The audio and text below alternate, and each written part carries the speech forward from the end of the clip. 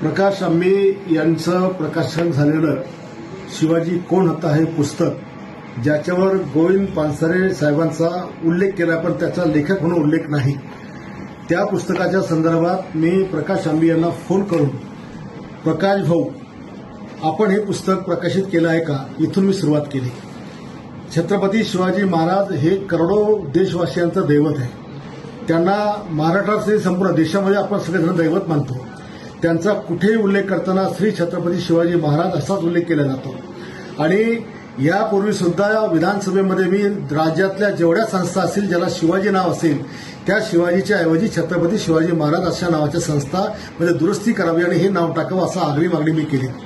शिवाजी शिक्षण संस्थेचं नाव बदलताना सुद्धा मी त्यांना सांगितलं की छत्रपती शिवाजी शिक्षण संस्था असं नाव आपण करावं, शिवरायांचा अपमान करू नये.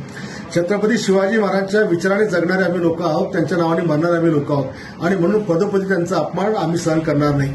या पुस्तकामध्ये कमीत कमी 500 ते 700 वेळेस शिवाजी नावाचा उल्लेख त्याच्यामध्ये केलेला आहे, एकही उल्लेख केलेला आहे.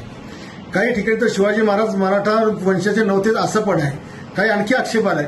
मला त्या पुस्तकाबद्दल माझा काही आक्षेप नाही.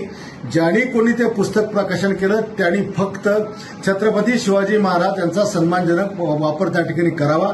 मी जे काही त्यांना रात्रीच्या वेळेला त्यांना शिवगाळ केली, त्यांच्या आईबद्दल बोललो असेल किंवा त्यांच्या पत्नीबद्दल, त्याबद्दल मी दिलगिरी व्यक्त करतो. पण ज्याला कुणाला बुलढाण्यातून पुस्तक वाचायचं असेल का महाराष्ट्रात आणखी कुठं वाचायचं असेल त्याला आमची विनंती आहे की आपण आपल्या बापाचं नाव सुद्धा एकरी घेत नाही तर महाराजांचं नाव किमान छत्रपती शिवाजी महाराज असंच नाव त्याच्यामध्ये उल्लेख करा आणि मग खुशाल पुस्तक वाचा. आम्ही पण तुमचं ऐकायला त्या ठिकाणी येतो, पण महाराजांच्या नावाचा उल्लेख एकेरी करून करोडो हिंदूंचा अपमान करू नका.